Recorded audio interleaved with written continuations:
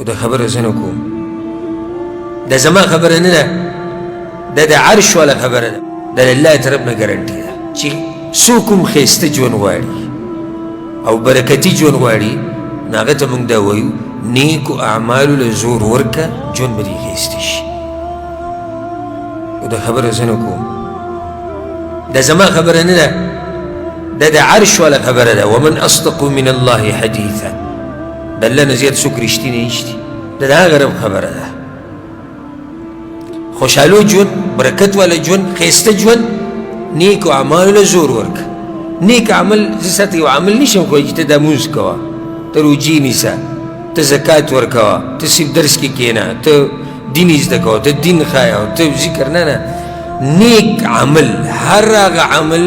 چې په هغې په کولو باندې الله راضي کېږي چې څومره کولی شي د الف نه د یا پورې دا کوه ژوند به دې ښایسته وي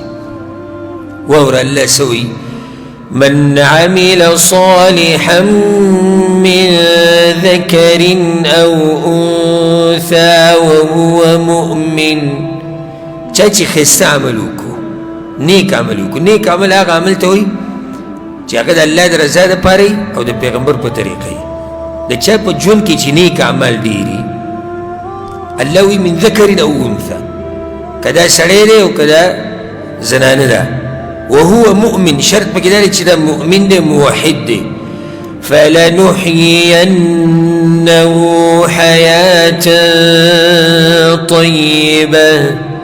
الله وایي زه به له ښایسته ژوند ورکوم حیات طیبه دا له الله طرف نه ګارنټي ده څومره عبادت چې د الله کولی شي کوي یې په سهار ماښام کې الله به دې ژوند ښایسته کړي ورب الکعبه کې سفر وایي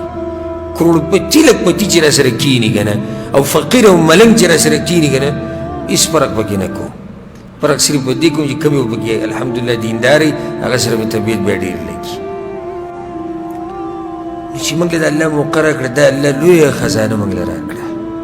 لویه خزانه دا خزانه ګورې په مال او په جیداد او په بچو په ښځه به دې نه میلاویږي دا خزانه دا محض د الله له طرف نه توفیق دی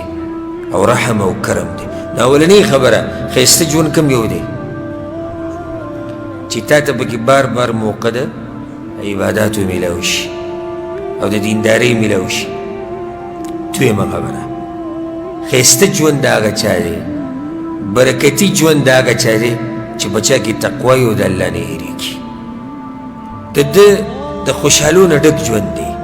د ده د برکاتو نه ډک ژوند دی د ده د سکون او د اطمینان ژوند دی اگر که ده سره مال نه اگر که دی بیماري اگر که په ده مصیبتونه سره د هغې دی به خوشحاله وي او د دې ژوند به ښایسته ژوند وي وجه دا دی چې هلته د الله نه هېرېږي چې د الله نه هېرېږي نو د الله د حدودو به خیال ساتي او څوک چې د الله د حدودو خیال ساتي رب العالمین د ښایسته ژوند نصیب کوي